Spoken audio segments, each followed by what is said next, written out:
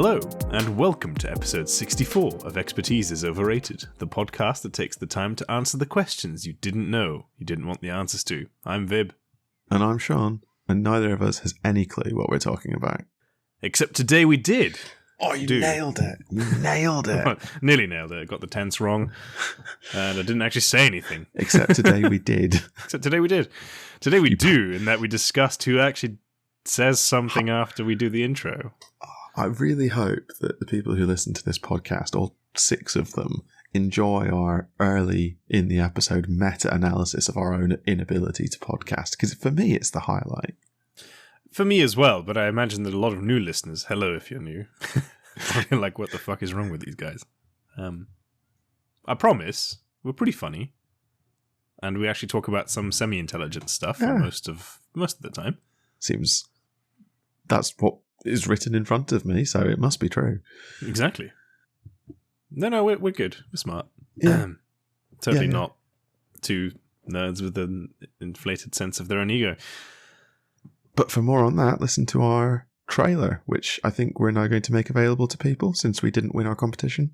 I know, rigged. Obviously rigged. Absolutely rigged by people asking everyone who listened to their podcast to vote on the trailers, and it turns out that more people listen to other podcasts than listen to it.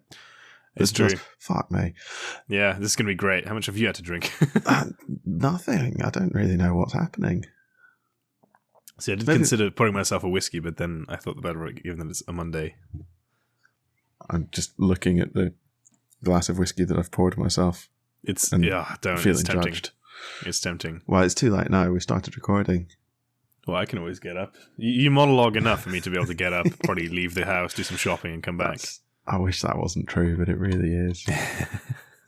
It's either you monologue and me interrupting you randomly, so, you know. That's the problem. If a monologue goes on for too long, I start to get nervous because I'm waiting for the interruption. Yeah. And if it just never comes, left. I get in my own head. It's awful. But no, yes, we didn't come in the top 3, but we were shortlisted into the top 10 of trailers. And thank you to everyone who did vote for us. It was really appreciated, and I got lots of people messaging me to say that they'd voted for us, which was very kind, and we do appreciate it. And we do. If you'd all told a couple of friends, then we might have won. So really, it's on you. It entirely is on you. What can you say? It's all your fault. But thank you. Yes. Yeah. Dicks.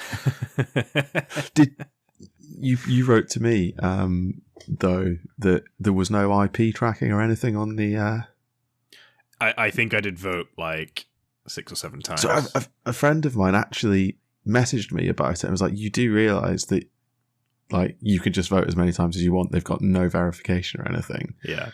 And I was like, yeah, I did realise that, and I'm fairly sure like an auto clicker would have been really quite easy to do, but that felt a bit sordid. We're honest, and that's why we didn't win. Yeah, the winners did, of course. Yeah, absolutely, cheat easily. But no, thank you, Podbean, for shortlisting us. Yeah, it was great. It was great fun to make a trailer. It's actually really hard. Yeah, it was awful. But here we are. Here we are. Not winners. We have a trailer though.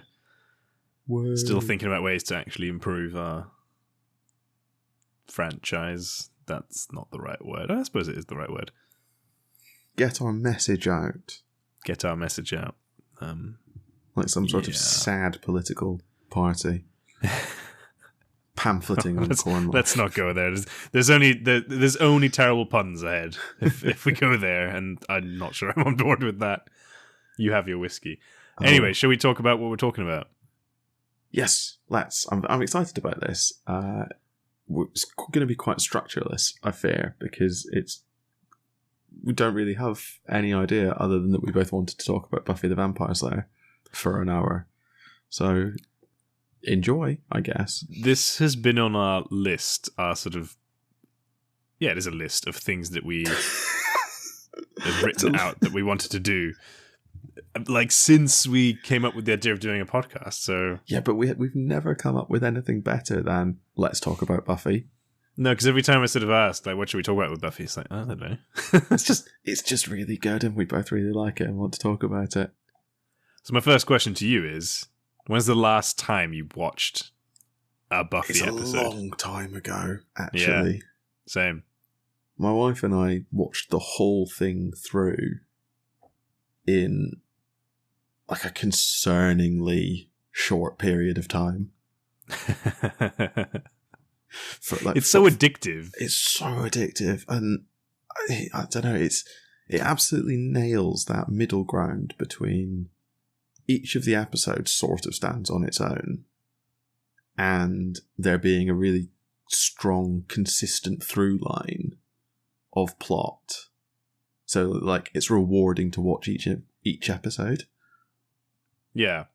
Yeah, it's really well done, I think, because it's very much Monster of the Week most of the absolutely, time. Yeah. And then it's also like Monster of the series. Yeah, Monster of the Week with an overarching threat through Big the monster, series. yeah. Big monster, yeah. Big monster. But it's crazy to think that it's been over for nearly 20 years. That's really saddening. Because part of me else makes me feel really old. When did it? Yeah, when did last Buffy episode was end? 2003. Sometimes it has been over, yeah, May 20th, 2003. So it has been over 20 years since that series ended. And I feel I've not seen Sarah Michelle Gellar since, so... No, I don't think so.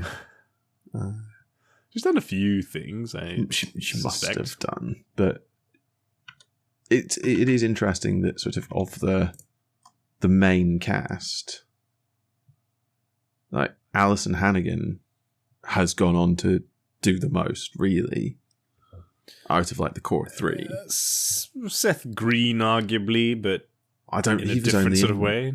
He was only in it comparatively briefly. That's true. He's not. Yeah, he's not.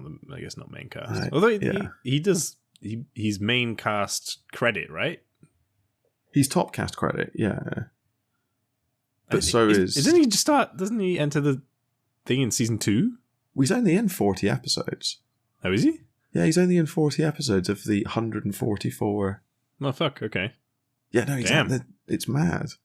I remember Seth Green being much bigger part. The thing is, when he's in it. Oh no, yeah, because he's in the school, right?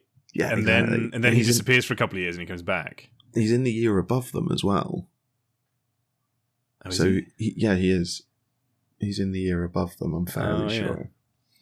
So like, he's in it for like 2 seasons properly, I think, or maybe like a season and a half. But then he just leaves in his van, and then reappears at the very end. I'm fairly sure. No, it's entirely possible. Just looking through the cast list now, like names I've not seen in so long. Eliza Dushku. Yeah. DB Woodside, my favourite actor of that caliber, if that's... I don't know how else to put it. He never plays like the main guy in anything, but he's always really good. I really enjoy him every time I see him in a show. I'm like, oh, it's DB Woodside. He's the principal after the original principal is killed. Oh, he's... Or the mayor? No, principal, right? Yeah. No, the mayor, surely. No, he's Robin the... Wood. Oh, no! Oh, you're right. Yeah, he's the principal, isn't he? He is. Who gets really involved and is like, you guys are shit students. Yeah, what are you guys playing at? Isn't he in... Yeah, oh my god. I've watched a fair bit of Lucifer and I'd never put 2 and 2 together that it's the same guy.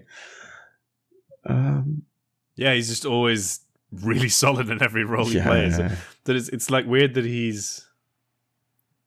Yeah, I don't know. He's never like the main star in anything, I feel like. Or maybe I'm doing a massive disservice, I don't know. But no, I think you're right. I think he's sort of a really solid supporting actor. Yeah, really fantastic. Who else do we have? James Marsters, of course. I mean, he's main cast for sure. We're gonna need to come back to people like James Marsters. Charisma Carpenter. I guess, well, she moved to Angel, right? And I think she's in Angel for like the entire she's series. In a lot of it. Well, yeah. I think she's in a lot of Angel. Angel himself, of course. David Boreanaz, I think, has only done Buffy, Angel, and then isn't he in like Bones? He's in Bones, which may still be running. I assume that it's constant. Like, who else was in it? Michelle Nathan Trachtenberg. Fillion. There's a Nathan Fillion cameo.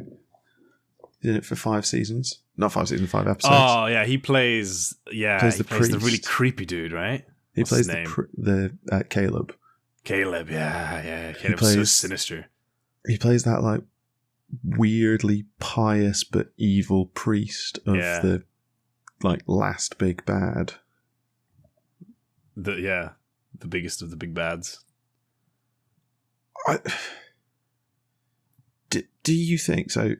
This is quite a long way down our list. Did you find that there was a sort of peak to the monsters or the villains of Buffy, and then it did start to peter out a little bit?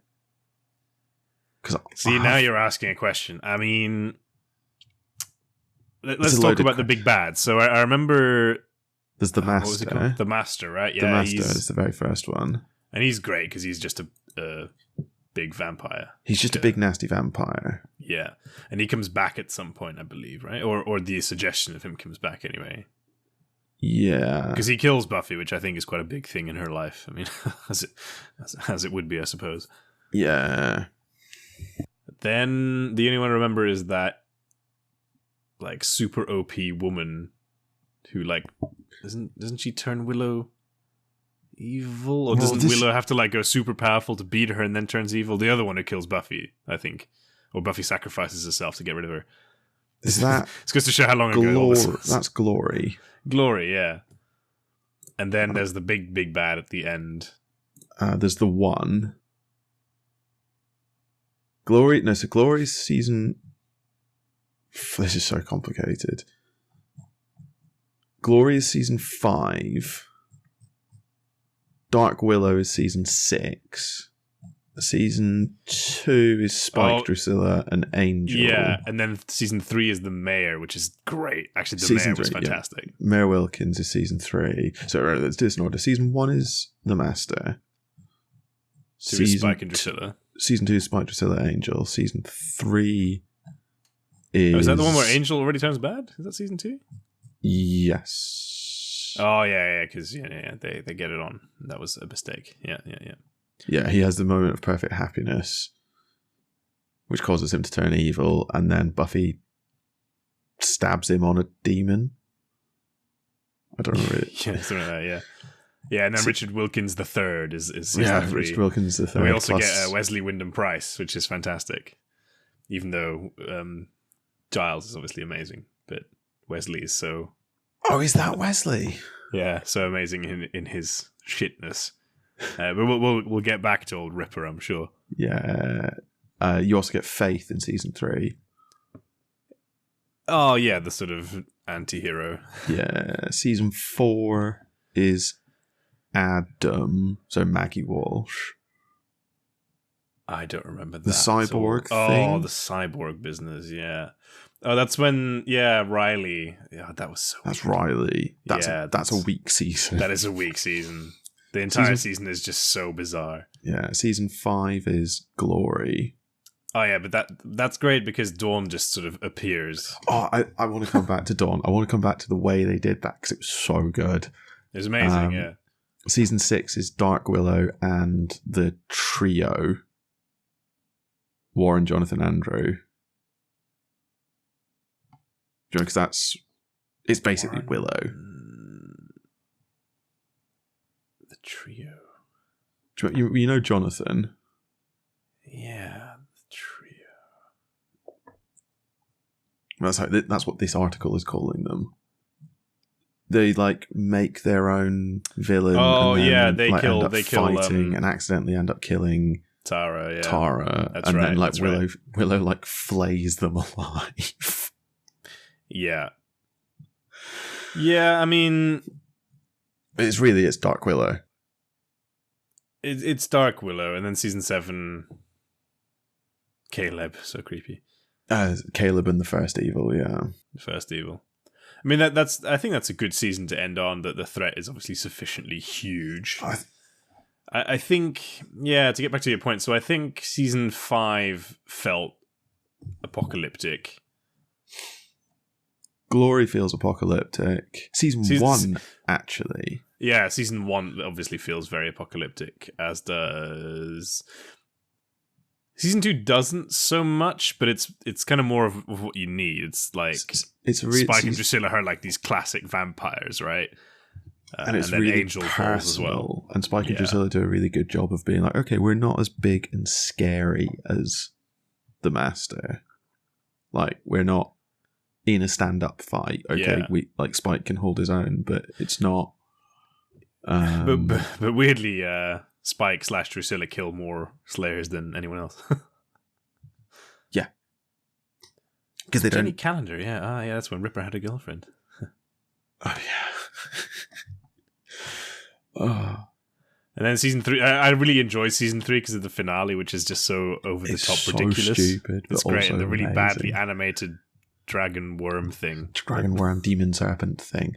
I think there was an episode of season 3 that was like the first episode of Buffy I ever watched, and it's the one where the mayor gets the box in the school.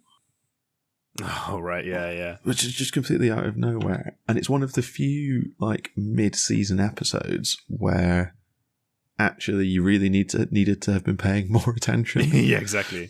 So just as my first episode, I'm watching it going, what the hell is this? Why is there a principal having an argument with a mayor who's doing a drug deal that's not a drug deal with a box full of magic spiders that everyone's scared of? What is going on? Yeah. It's all coming back to me now, actually, because I tried to rewatch it not too long ago. By that I mean maybe a year or two. Yeah. And I remember getting through the first 3 seasons, really loving it, and then season 4 hit. Season 4 is so difficult. Season 4, like, it's great because you get Anya joins, you get Oz, so Seth Green is sort of is kind of back. Tara, I mean, I wasn't a huge fan of Tara, really, but she's interesting, adds another dimension. But then, yeah, it's just the whole thing's so shit and weird. And so I stopped. It's trying to do something new, isn't it? It's Buffy at university, which is fun. But at the same time trying to hold on to, this is actually just a teen drama. Except no, they're all like meant to be adults, basically. But then it introduces this weird like research paramilitary group that's never fully explained, and also so obviously really stupid. And that's the thing; it doesn't really work, right? Because you're essentially trying to set up this teenage girl to be the Slayer, to be like a super badass, and yet the Scooby Squad. Mm-hmm. But then you have this really well-funded paramilitary organization that's just awful. I don't know, it didn't really work. There's like a vague military hubris thing, maybe, because they're all very like disparaging of Buffy to begin with, and then they're disparaging of Giles and the Scooby Squad. And actually, these are the people who actually know what they're talking about. And just because you're a well-funded military chap with a gun doesn't mean you know what you're doing. But it just doesn't land. No, it doesn't land at all. Riley isn't an interesting character. No. Sadly. And also the big bad isn't really that interesting. Because I guess the big bad is supposed to be the military leadership, right? But it's just Riley. It's just Riley gets in over his head, nearly dies, and then they make a Frankenstein monster out of him. Oh, is that him? Isn't Adam Riley? Is Adam Riley? I think so. No, because isn't Riley there at the end? See, season 4, just terrible. Season 4 is just a mess. Then season 5 comes along and it's great. I love season 5. Season 6, I think they were like, let's have a bit of fun and do some weird stuff and explore this whole Buffy was dead and in heaven thing. I don't like season 6. Like, I really don't like the start of season 6. It's quite hard to watch. Yeah, there's it's almost trying to be more serious than I really want from my Monster of the Week fun show. Yeah, but it gets more and more like that, right? But there's a difference between the stakes are increasing and we're dealing with some slightly more and more dark themes, and like it's at some points it's just like dealing with toxic ways of dealing with trauma and PTSD and things like that, and it does it sensitively, or as sensitively as it's possible to be. But maybe it's just me. There are episodes of season 6 that I just really, really struggle to watch from I don't think that this has landed the way you wanted it to. Maybe that is actually what they wanted it to do. I think so. You can tell there's a concerted effort, right? Because it's every single character starts to really lean into their flaws. Yeah, everyone spirals, yeah. Which, I mean, it makes sense, right? Because their friend sacrificed herself. And then it turns out that she was actually at peace and in heaven, and then everybody spirals as a result. So it makes a lot of sense. But the reveal comes through... That's the other thing. The reveal of that comes in like a completely jarring musical episode, which in isolation is really funny. Love that episode. The episode but it's so bizarre. Amazing. It's so bizarre. So funny. You get like rock opera, Giles singing a power ballad. It's amazing. Well, he was in a band. But right at the end, you get the Buffy telling her friends that she was in heaven and they pulled her out of eternal bliss back into pain and suffering. But she does it in a song. And it's like... I don't know. You could tell the writers are like, we have to reveal this, but how do we get this really stoic character to do it? We have to find a way to force her to talk. Yeah. So we get this dancing demon in, and he makes people sing and tell the truth. Yeah, okay, great. And then the very next episode, they make everybody forget everything. It's like the amnesia episode, so we just eke it out one more 40-minute segment. And then the main reason you hate season 6 is because then Giles leaves. I do also hate it when Giles leaves. Yeah. It is sad. Yeah, I love Giles. I think Anthony Heard is amazing. Head. I do it every time, don't I? I'm literally looking at his name and I just call him Anthony. Anthony Stewart Head is amazing. He's so good. There's some sort of Amber Heard obsession that we don't know about. Must be. Deeply disturbing. I think the upsetting thing is I don't know about it. And then I think season 7 pulls it sort of back, but it's like so many last seasons that are last seasons. They go big on the nostalgia, right? They go big on the nostalgia. You've got the like finding all the potential Slayers, and then somehow Buffy manages to turn all the potential Slayers into actual Slayers, and Spike is actually the one true hero, and it's fine. It's a series of fan service basically, but it does cap it off quite well. So I guess to answer your question, 3 really strong seasons stopped in its track in the 4th, and then pulls it back. Yeah, 5 is good, and then it's not bad in season 6. It's just they went somewhere that clearly you and I both aren't great fans of. And then season 7 is just the end, isn't it? I guess we have to talk about the elephant in the room a little bit, which is Joss Whedon. Yeah. I mean, sounds like it wasn't a particularly pleasant experience on set for a lot of people around Joss Whedon. Yeah. It is entirely possible for him to be an odious human being and for one of his creations to be good. Those two thoughts exist in my head simultaneously. Yeah, no, I quite agree. It's just a real shame that he's turned out to be a prick. What I think is a real shame, though, and I say this as someone who liked a lot of Joss Whedon's work after Buffy. Yeah. Like, it was people on the set of Buffy knew that he was a massive prick. Like, the cast had an unwritten rule that like he wasn't allowed to be left alone with some of the cast members. Hmm. And so this was an open secret in whatever the TV equivalent of Hollywood is. Yeah, I mean, I think they're more or less synonymous in a way, aren't they? Yeah. That toxic, caustic mess that is showbiz. Yeah.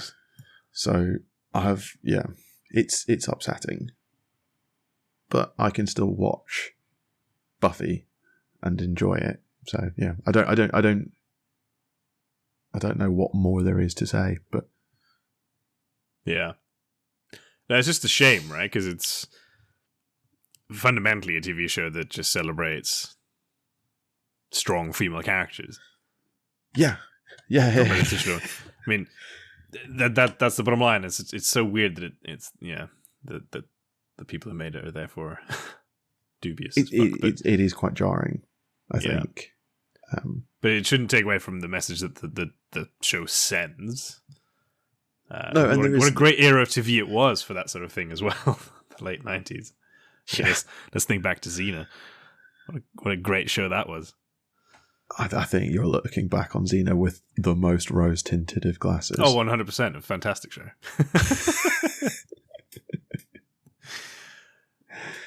Look, Lucy Lawless is a hero. Okay. I think that might be 12-year-old you talking, but never mind. It's entirely possible. That might be the last time I ever even watched a Xena. so it's entirely likely. Yeah, so overall, it's amazing. If you're listening, if you've made it basically half an hour into a rambling episode about Buffy the Vampire Slayer and haven't watched it, what are you doing? That's a much better way to spend your time than listening to this. This episode's an hour long. You can squeeze like an episode and a half of Buffy into an hour. Yeah. Go and watch that instead. And skip season 4. If you haven't watched it before, then yeah, you're fine. If you don't watch season 4, you'll be so confused by Spike in season 5. That is very true. But then Spike is lovable, aside from the horrible relationship that Spike and Buffy end up in. That actually is my biggest problem with season 6. It's such a fucked up relationship. The absolutely fucked up Spike and Buffy relationship, which I just didn't need. And I get again that it's got an important or like powerful message in there about dealing with trauma and the horrible things that people do to themselves and each other. But still really unpleasant. It's so strange from a show that also, as you say, gave us like the amnesia episode or the musical episode. See, but again, the Spike Buffy relationship, they talk about it in the musical episode, right? Yeah, and confess to each other that it's really fucked up. Yeah, and at the very end of the episode, they're like, who cares? Let's just keep doing what we're doing. Let's just keep hurting each other. Yeah, and there's just no acknowledgement. Like Xander does it a bit from time to time, but there's no acknowledgement that Spike is an absolute monster who has killed hundreds of people. Yeah, but he's got a chip in his head, so he's better now. Well, he gets his redemption at the very end, where he develops a soul or whatever it was. I can't remember. He like obviously major spoilers for Buffy. 30 minutes in, folks. it's had its 20-year yeah. anniversary. It's now impossible to spoil. I love that one of the genres listed on Wikipedia, the font of all knowledge, is philosophical. It is a little bit. Right underneath coming of age and teen drama and comedy drama. Philosophical. Which it is, because I mean we're talking about the sort of bigger concepts that people wove into the show, right? So this fucked up relationship that people can get up, can get in. It's same. Xander and Anya's relationship is equally completely fucked up, but that gets a slightly more human resolution, I guess. Yeah, because they end up actually talking to each other. That's the difference. Yeah. It deals with addiction. You've got, Willow's fight with magic addiction. is just an addiction story. Major depression and PTSD throughout. Yeah, for everyone. And that's not even to mention all the just flat out murder that goes on. It's pretty dark. There's lots of abuse type stuff goes on. Joyce and Joyce is completely. Oh fuck me! Joyce is the episode in which Joyce dies, and it's just an aneurysm, and she's just dead, and there's nothing. There's nothing to be done.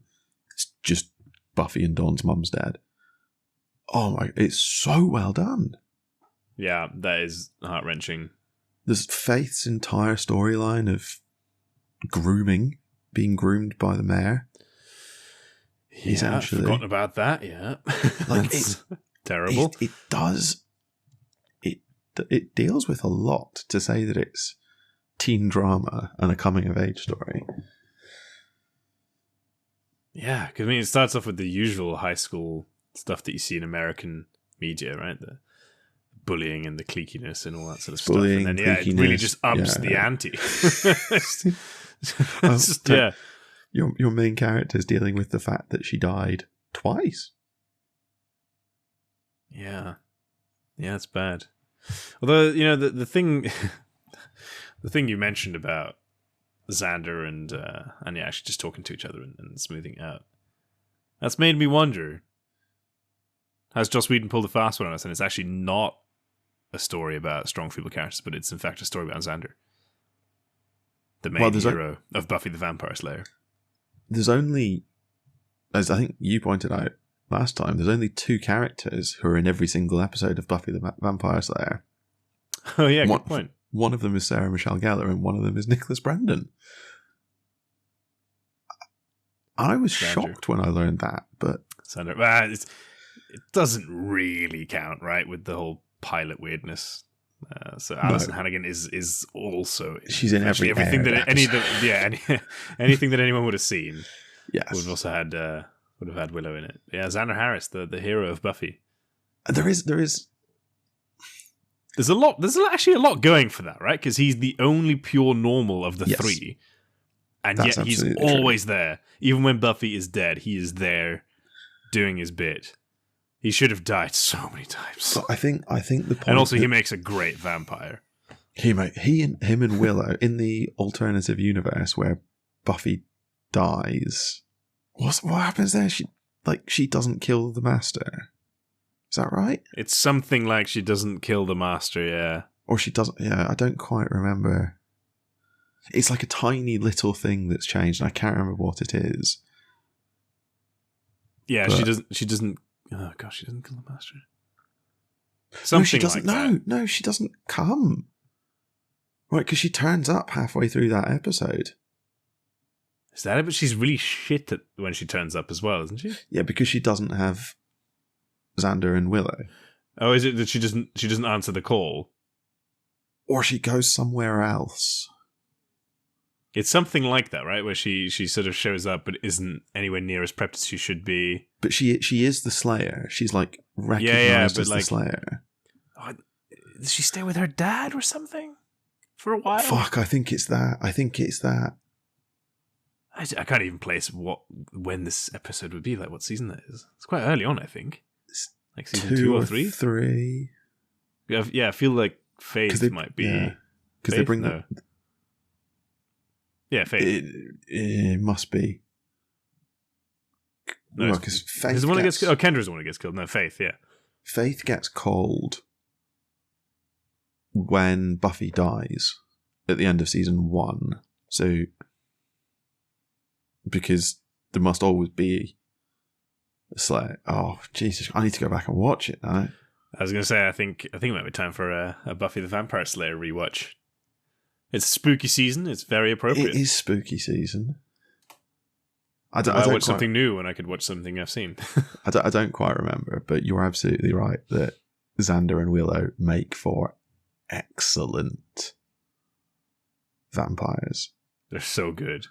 They're so good because you can tell the two actors are just having so much fun. Absolutely. Well, you would, though, wouldn't you? When all this time you get to dress up as some normie while everyone else is putting on wicked vampire makeup and costumes and masks. You're and like, you've seen why do I not get to do ham it that? up? Yeah, exactly, yeah. So you're sitting there and you're eventually like, no, we can do this and we can do this so much better. Oh, I don't remember exactly how it all comes together. But, yeah, what a... Can we talk... Well, with like probably the worst people to try and talk with. Can we talk about Angel for a second? Like... Yeah? Because he's supposed to be, I guess, the hot piece of ass. What do you mean supposed to be? But... does he land for you? I don't think he ever really landed for me. So I have to confess, he's not my type. I mean, the point is to introduce Angel, the supposedly hot piece of ass, after they've introduced Giles, and it's like, I'm sorry. If you can have the Ripper, or you can have Angel. I know who I'm picking. I think you've just outed yourself as an academic, mate. Oh, fuck. God damn it. No, but I think it was Angel, and this is Angel to be clear, not the way David Boreanaz played, because I think he played him exactly as directed and as intended. Oh, yeah. But Angel is just such a damp squib, because he's so tormented and it's having a soul. So I think that's why it's meant to land, though. So yeah, no, I guess, but it doesn't for me. Well, it's tall, season 2 Angel is way dark better, and handsome, and also tortured. So true, yeah. Everybody loves a tortured fella. Yeah, I mean, I think season 1 and the first half of season 2 Angel does land, but the turn at the end of midway through season 2 is just so well done. I think Angelus. So good. He goes from Angel to Angelus, and he's just so, like, we've seen nasty vampires before, and you've got Spike and Drusilla, and then Angel is just this irredeemably, gleefully evil person that we've seen be human. Yeah. As well. Yeah. Or not human, but human-ish. It's a real Una reverse card, and he instantly kills Giles' girlfriend. Well, not instantly, but he does it. He does it just with no remorse, because she knows she's the only one who could fix it. So he's like, well, I'm going to kill her. I'm not going to play around. I'm not going to send a message or, set up something elaborate. I'm just going to walk in and snap a neck. Yep. That's so good. So this really... Because, I mean, we on this show have had multiple arguments about things such as the nature of vampires, mostly related to the Dresden Files' White Court. Yeah. Where I guess it's different, right? Because you have a human and a demon sharing one body, and it's sort of, you have to kind of feed both, however much you want. Whereas here, because I feel like we can probably both agree that we like Angel at first, because he tries to be an honorable human, and we like Angel after season 2 ends, but when he's Angelus, he does absolutely terrible things. So it's like, is the soul the thing that we really care about, and like what you do when you have your soul? I mean, I guess yes. It sounds weird, but I think the problem is the metaphysics of Buffy are deliberately never explained, so they can do whatever the fuck they want. So, like,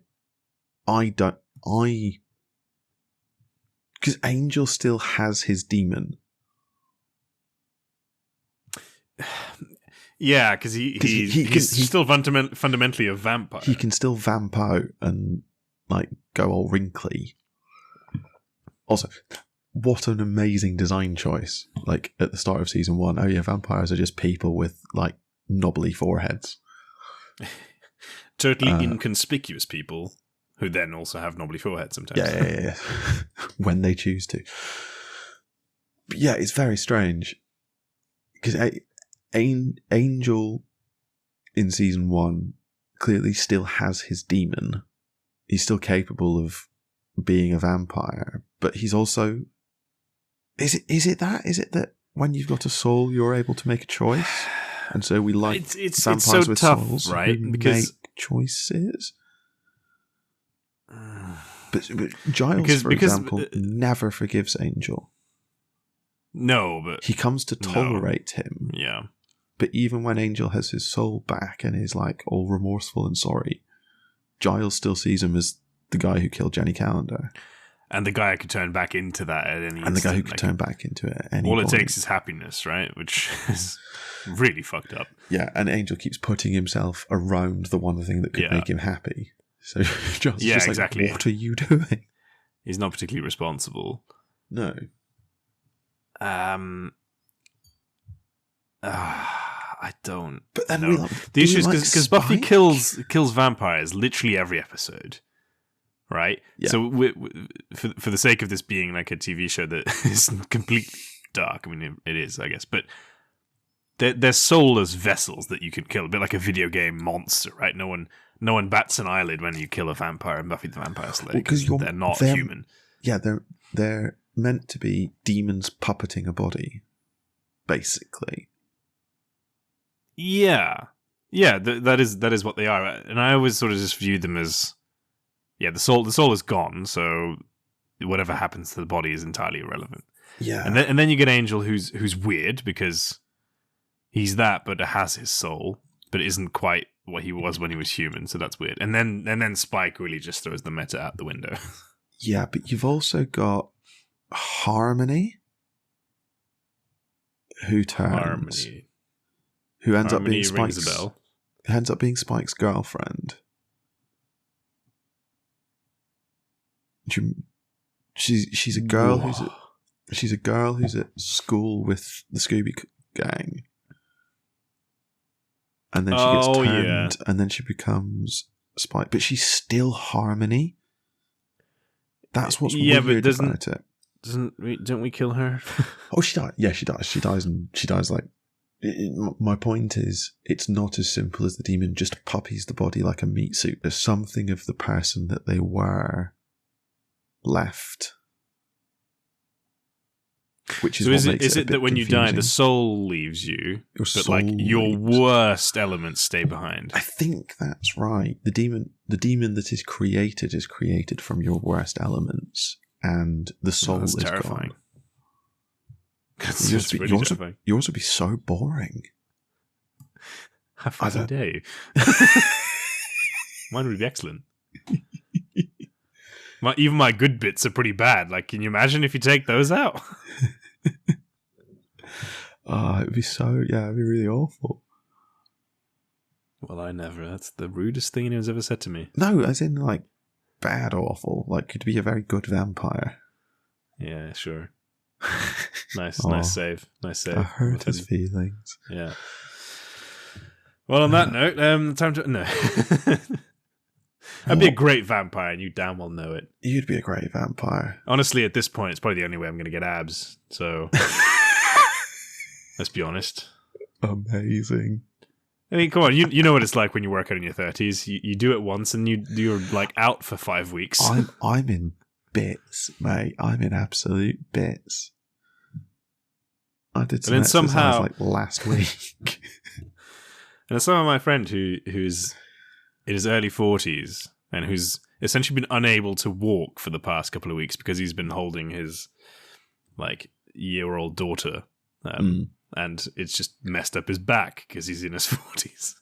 He then this Sunday ran a half marathon in 1 hour 48 minutes. That's rude. How the fuck did you do that? Why are you friends with someone like that? It's hard to know. It's really hard to know. I'm actually really offended by that. That's someone who runs half marathons though. Like, you don't just do that. That's some serious training. Nope. No? He ran a couple of times. Oh, mate. So what I'm really hoping is that he's like dead today. I run a couple of times. Exactly. He's like, I ran like 10k, and then I'll do a slightly longer run. But then obviously didn't do anything for ages because his back was fucked. Yeah. And then he just rocks up and does a half marathon. That's so good. I mean, it's not, but also, like, kudos. Yeah. Anyway, vampirism is the only way for me. Yeah, I think that's clearly there. Can we talk about Ripper just for a little bit? No. Oh, okay. Yeah, go on then. We were... Did she, in all caps, where is my Ripper spin-off? I was promised one. This is what's very upsetting to me. I was promised a Ripper spin-off. Someone once told me, I think, like, drunk in a pub, that Anthony had signed up with Joss Whedon to do a Ripper spin-off series set, like, in London in the 60s. And ever since then, that's been basically the only TV show I've ever wanted. And it turns out I think they were just lying to me. No. Following Buffy's conclusion in 2003, Whedon intended to continue Giles' story as a spin-off series, Ripper, which he intended to produce with the BBC. Can you imagine how good that would have been? I don't think that you can make that on the BBC, certainly not in 2004. Well, no, the series was to depict Giles in ghost stories set in present-day England, coping with loneliness as well as figurative ghosts from his own checkered past. Oh, Damn. That's not what I wanted at all. I'd watch it, though. Despite Head's availability and the BBC's willingness to fund the project, rights issues concerning the character ultimately led it to not developing further. Fucking lawyers killed it. Lawyers. Damn it. Well, if lawyers made the problem, then I can fix the problem. So I'm just on Rupert Giles' Wikipedia page now. His notable powers are superior knowledge of demonology, mystical artifacts, and the black arts, genius-level intellect, fluency in several languages, experience in hand-to-hand combat, trained in library and information science. That's like... Trained in library. Trained in library. That's like a D&D character sheet. Yeah, no, I've taken 3 ranks in library. Next one, I get a membership card. Oh, I love that. That's so good. Giles' backstory is great. Dropped out of Oxford University to experiment with dark magic and rock music. Because there's natural companions. There's the episode where all of the adults in Sunnydale get like kids' brains. Oh, yeah. Oh, and God. Giles is like this violent, angry English thug, basically. But mixed with grease. But mixed with grease. It's so incongruous. Isn't that when he, so like... funny. Definitely sleeps doesn't he with make Joyce. out with Joyce? Yeah. He definitely sleeps with He makes out with Joyce in front of Buffy, I'm pretty sure. Yeah. Like, she's just physically revolted. It's so good. So I guess in a first... Not the first time I've ever given homework on this show, but I'm giving you homework, not the listeners, for once. Fix it. I thought my homework was going to be go and pitch. Okay, no, I'll get onto the BBC and whoever it was that made Buffy the Vampire Slayer and find out where the rights sit. Yeah. Anthony Stewart Head is still alive and well, as far as I know. What's he doing? He's been in stuff. He's Rupert Mannion in Ted Lasso. He's on Slayer's A Buffyverse story, which is a podcast series that came out last Thursday. Amazing. An Audible oh my god, this is so good. I need to listen to that. An Audible original. He's got most of the cast back. Well, most of the like not particularly successful cast are back, plus Anthony Head and James Masters. He's even got a website. That's so good. .org, really? .org. So he was in Bridgerton. Yeah, he was Uther Pendragon in... He was Uther Pendragon in Merlin. That's what he's done. It was only 4 years. He's done I love that he went from Buffy to Little Britain. That's a great move. He's done a lot of voice acting. To be fair, he's got a great voice. So all the greatest actors, do that. He's Chiron in the second Percy Jackson movie, which is a time. He has a cameo in Sweeney Todd. He's in Little Britain, as you said. That, to me, is just mental. Oh, my God. He's done a lot. Yeah, he's done a lot. Bridgerton, he's done a lot of, like, bit pieces. He's Will's dad in The In-Betweeners. Is he? Yeah, because Will's mum and dad are separated. So I've forgotten about that. You don't see Will's dad very often, but he is Will's dad in The In-Betweeners, which... that's excellent. I'm just going to assume is Giles. Yeah, it's 100%. It's not a new character, it's just Giles. Just Giles. But no, I agree. A Ripper spin-off would have been amazing. Yeah, when he left the show, I feel like it really did miss something. And to this day, I'm not entirely sure why they were like, we need to remove Giles from this scenario. Only to then bring him back when it really mattered as well.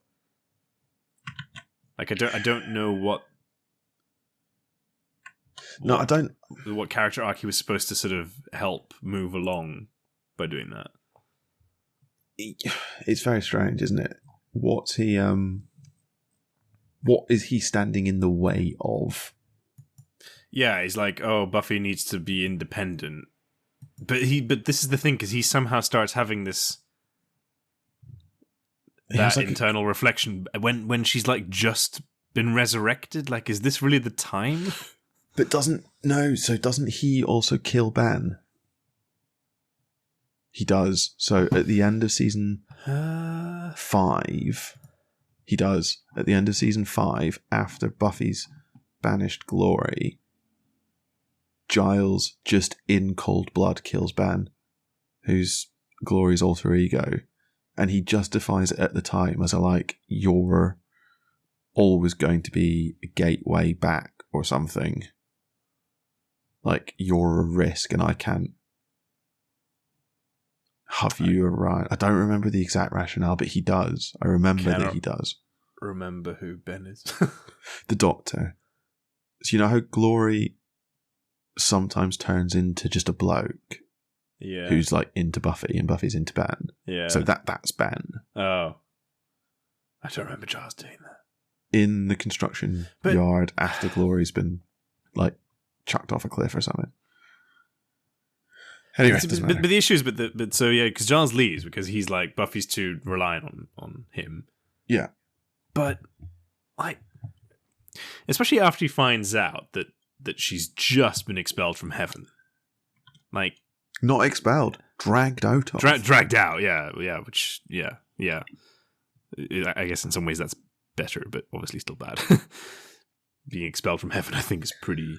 But I think that the point of being terrible. Dragged out of heaven is it's like she had no choice in the matter whatsoever. Yeah. No, entirely. But you're right. Like, you're the watcher, and if nothing else, you're like a friend and confidant. Like, this is the one time where you really need a friend to help a friend. Yeah, and he's like, nah, I'm out. You're too reliant on me. he straddles that like friend parent. Well, he's the obvious father figure, right? He's the obvious Buffy's father figure. Isn't in the picture. But he's also a friend, and he's like the only person who possibly understands what she's going through, even a little bit. And he's just like, nah, bye, I'm out. I'm going to assume he would like Anthony Head was just busy. Potentially, I've wondered that in the past. I'm not sure there's any evidence for that. Really. Yeah. Because what bothers me, I don't think he was involved in the resurrection, was he? That was purely like a Willow. No, that's just the three of them, yeah. Yeah. And so I feel it's even worse in that regard, right? Because he's like, oh, you've just gone through a major trauma. Your friends have really fucked you over. Yeah, I'm out, bye. Yeah. It's out of character, I would say. So maybe you're right. Maybe Anthony Stewart Head has just had something going on. But you've got to think Buffy was like a really good, easy paycheck for him. Yeah, and especially because he comes back in season 7 for like a fair chunk of it, I think. Yeah, he does.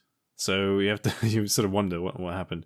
But maybe there was like some personal thing he had going on, I don't know. Who really knows with these sort of things? I don't really know. He's so good though, and he's like so British for a like quintessentially American TV show. It makes it so much better. You really need that. He's and just he's got not. And he's not evil. No, I was just looking at this. So they've got an extract of something of like a scene, and it's got Xander saying, "Who's a little fear demon? Come on, who's a little fear demon?" And Giles' response is, "Xander, don't taunt it. What can it hurt me?" Giles says, "No, it's just tacky." And I'm like, that. I just want that in all of my TV. I want someone to be the one who's like, "Come on, be better." Exactly. So good. And they still got their comical English evil by, Spike getting Spike involved. Yeah. Although James Marsters, I'm pretty sure, is American, right? Yeah, he just does British really well. Yeah, he does a great rat governor type thing. Don't know what he's meant to be like. Cockney? Yes? No, not really. I think it's generic London, I think. Maybe Cockney. More I think Cockney. It's like working class London, yeah. Yeah. And he does it very well. Really works for him. But that's the great thing about the Amnesia episode, right? Because they're the only two Brits. They're like, "Are you my father?" Great. I love that episode so much. I'd forgotten that. Yes, that's so good. Buffy. Just the nostalgia's real. Even though I'm struggling to remember some of the details, I remember the ride. I remember the first time. So the first episode that Dawn, or like the second episode that Dawn is in, there was a friend. I was watching it at university for the first time all the way through, and there was a friend who lived downstairs from me who'd watched it all, and I came down and I was like, all right, the writers have absolutely jumped the shark here. You can't just introduce a sister that we've never heard about 5 seasons in. It just doesn't work. It doesn't make any fucking sense. And he's like, I know, keep watching, it's great. Yeah. And then by the end I went back to him and I was like, no, you were right. Yeah, no, that was well done. That was really good. And it was right that it, that's what I'm talking about the meta plot. Because you're watching that as a viewer and you're going, this isn't right. This is stupid and bad. What are they doing? And then it just slowly starts to make more and more sense. And then you realise that the writers have been fucking with the audience. Having the guts to do that, I don't know. Very, very clever. Very well done. I seem to remember it actually taking me a while to sort of go, hold up, I don't remember this, the sister actually being a thing. I think it's so well done. I was binging it. That's probably why it stuck out for me more. But maybe. Yeah, you're absolutely right. It's very well done because the characters on screen just don't react at all. And it was great as well as that in that very same season they kill off Joyce and you're like, what are you doing to me? And they kill off Joyce and then 1 or 2 episodes later is when the characters find out that Dawn isn't real. Yeah. Or is real but isn't real. And then you've got Dawn dealing with the fact that she's experiencing genuine grief for the death of her mother, while Buffy's like, but you're not actually my sister, but you're actually feeling like I have affection for you, but it was put there and I don't know how to deal with it. Yeah. Oh my god, so good. But then they're like, oh, now we have this teenage girl again. We need to make some plot for her. And then she does the whole kleptomania thing. And then, honestly, I forget what happens to Dawn. She's there at the end. Yeah, but that's sort of it. She's just sort of there, right? She's got a really weird thing for Xander at one point, which is really uncomfortable. I mean... Which, knowing what we now know about Joss Whedon, lands even worse, I think. Oh, yeah, you just had to make it worse again. I did, sorry. To be fair, it's fair. That thought's only just occurred to me, and yeah... It's fair. Xander's a hero. Xander's an absolute hero. Just a bloke. And the message is you don't have to be special, just get up and be there for your friends. Love it. That is great. We should point out that Sarah Michelle Gellar has been married to Freddie Prinze Jr. since 2002. That's probably worth pointing out, just in general. That's an interesting fact. What a great combination, right? Yeah. Especially because they were in the Scooby-Doo series together, weren't they? Oh, of course. That's Freddie Prinze Jr., wasn't it? Yeah. As Fred? No. What? No, Fred's the dopey one, no? No, he played Fred, yeah, Fred Jones, yeah. Yeah, as the leader of the Scooby Gang. Yeah. But who's like supremely inappropriate when it comes to dealing with Daphne. And Yeah. it's like it's very again talking about bad themes. That Scooby-Doo film definitely has that going on. Did you know that Sarah Michelle Gellar is in... I've lost it. Rebels. Star Wars Rebels. She's the voice of the Seventh Sister. No way. What? Apparently. According to IMDb. Which is the source of all truth. That is the source of all truth. Sarah Michelle Gellar, what has she been in? Cruel Intentions, of course. Scream, yeah. Or Scream 2. Yes. She's in a lot of things just as herself as well. She's in The Big Bang Theory, for example, just as Sarah Michelle Gellar. Like right in the finale as well. That's great. It's very funny. Yeah, she had like a little spurt of acting and then was like, maybe I'm over it. Maybe I will just enjoy being Buffy. Film-wise, anyway, yeah. That will be who I was. Voice acting, yeah, look at that. I know, right? So just to close out, looking at the top cast list on IMDb, and we've spoken about most of them, and the ones we haven't spoken about are like Tom Lenk, who plays Andrew, Danny Strong, who plays Jonathan. Okay, fine. You guys were also there. Armin Shimmerman, who plays Principal Snyder, is given the weirdest exit from a TV show of any semi-main character. Do you remember this? Doesn't he get eaten by the snake? The demon snake? No, doesn't he get eaten by students? Isn't he eaten by the hyena students? They eat a principal. Oh no, they don't eat Snyder. They eat the principal who precedes Snyder. Yeah. They eat the first one. Then Snyder gets eaten by gets felled by his own blade. Yeah, no, you're absolutely right. Yeah, I'd forgotten about that. Yeah, the random wolf/hyena pack that Xander nearly joins, and then they kill the principal, and then no one ever really talks about it. There's a whole episode here, I'm pretty sure, on one of my favorite topics, which is why the numbers don't make any sense. Although I'm sure that the show kind of tries to deal with that, right? The sheer number of deaths that happen in Sunnydale, and no one ever really bats an eyelid. But they something demon hole. No, not demon hole. What is it? Hellmouth. Hellmouth. Demon hole sounds so much worse. Either Prom or Homecoming in season 3, it must be. They do acknowledge it, and it's the only time the non-Scooby Gang characters in the show acknowledge it, and it's really well done. And then no one ever says anything again. Exactly, yeah. That's the thing. It just goes right back to all the death and murder, and everyone moves to Sunnydale all the time. It's just an infinite number of school children.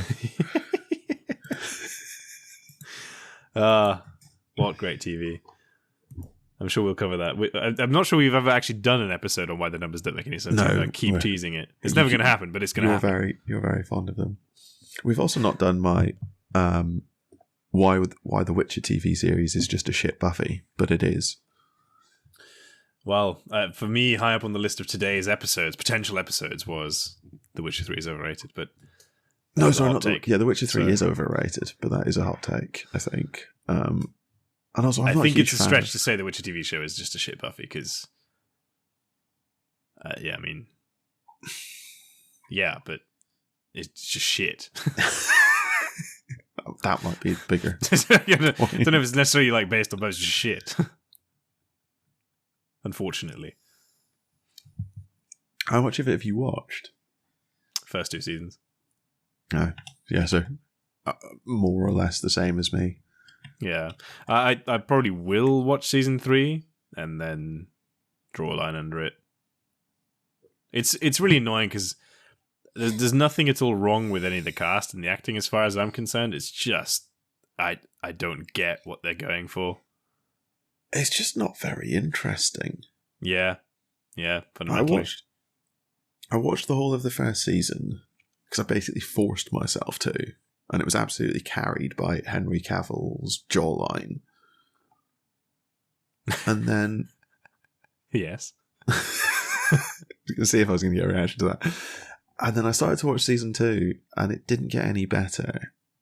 And I just, it's just not very good. Like, there's no magic to why it's not very good. It's just not very good, as far as I can tell. They just don't know what story they want to tell, I think. Or they don't know how to tell the story. Maybe that's a fairer way of saying it. I think it's probably fair to say they don't know how to tell the story they want to tell. Yeah, and it's a real shame, because The Witcher is such a rich, if incredibly confusing story. I think part of my problem might be I don't know. Like, I think The Witcher 3 is an overrated video game, and I'm not particularly well versed in the books either. So I don't like, the world isn't interesting for me. And so the TV show needed to hook me. I wasn't sort of a pre-made audience for it, and it just didn't. Which is a shame, because I sort of want fantasy TV to do well. I agree. But The Witcher is a tough one to crack, because it's complicated. It's, Andrei Sapkowski, or whatever his name is. Yeah. He like really, I feel like he really leans into this sort of Tolkien-esque idea, which is not what Tolkien intended, but is how it's ended up, that these fantasy worlds can be really quite complicated. And in the case of the Witcher universe, it's just, there's a lot of very... There's a lot of names. Yeah. A lot happening, lots of politicking, lots of names that you have to remember, and they all sound kind of the same. And they're all like really intricate factions, and they change sides all the damn time, and time itself isn't particularly linear. It's all complicated, and I think the TV show just didn't know how to deal with it. Well, it took me far too long in season 1 to work out that I was watching, in one episode, three unconnected stories happening at completely different points on the timeline. Because it makes no fucking sense, that's why. separated by 100 years. Yeah. And it took me in Sue's case, it was obvious, I guess, because... but her story seems to play out in multiple timelines, which is the really confusing thing. Yeah, swing and a miss, unfortunately. It's not until you see. It's a shame, because lots of the. We just need to wrap this episode up, but lots of just tagging on a whole episode on The Witcher being a shit TV show. No, I'm moving on from that. Lots of the fantasy TV shows that I've been excited for or keen for just aren't landing well. Because The Wheel of Time isn't being particularly well received, despite actually being good. I've decided. You really enjoyed season 2, right? I really enjoyed season 2, and season 2 retrospectively makes season 1 better as well, which is impressive. I didn't think that was a thing that you could do. We need to talk about that, because I feel like there's an adaptation story there to be told. There's absolutely an adaptation story there. Rings of Power, I'm so curious to see what they do with it, but that wasn't well received. Aren't we due another season of Rings of Power? I feel they've been very quiet about it. It's more than a year since season 1. But it came out a couple of months after season 1 of Wheel of Time, and that's only kind of just come out, so... I don't know how much these things were affected by the writer's strike as well. Yeah, good point. The Witcher TV series has been in the press, but mostly because Henry Cavill's left. And it doesn't appear to be landing very well. So it feels like we might be re-entering a struggle for good fantasy TV, which is a shame. Yeah, you can sort of go on Netflix and find potentially interesting shows. That's the thing. They're often just a bit shit. Yeah. There's something about fantasy being very coming of age young adult as well. And I don't know why that is. No, you're right, there is. And it sometimes it works and I don't mind it, and sometimes it really bothers me. Yeah. No, you're absolutely right. And the reason fantasy is very coming of age young adult is because it makes it easier to introduce the world to the audience, because you're also introducing it to a character. Yeah. But, make that character Frodo Baggins when he's young and then just casually skip like 50 years. Yeah. Or 30 years. There's an episode here. There's several, I think. Yeah. But there's absolutely some stuff to unpick. Let us know. I think Let us know that what has you want to to be talk for about. another time. Yeah. No, let's do it now. Let's go for another hour. Any closing thoughts on Buffy? Love it. Solid. Yeah, love it. Yeah. I think that's pretty emphatic. Right. We nailed our post-intro intro. I think we need our pre-outro outro in next episode. I guess all that remains is to say thanks for listening to this episode of Expertise is Overrated. Just force through. No, we've said some things that were either objectively wrong or downright offensive. As ever, feel free to let us know, rate the podcast and leave us a comment, or drop us an email at expertiseisoverrated@gmail.com, tweet us at @zeroexpertise, check out our website, expertiseisoverrated.podbean.com, or come join us on our Discord server. If you're lucky, we might just argue with you in one of our upcoming episodes. If you're really lucky, we might call you an idiot. Come back next time for some more absolute nonsense.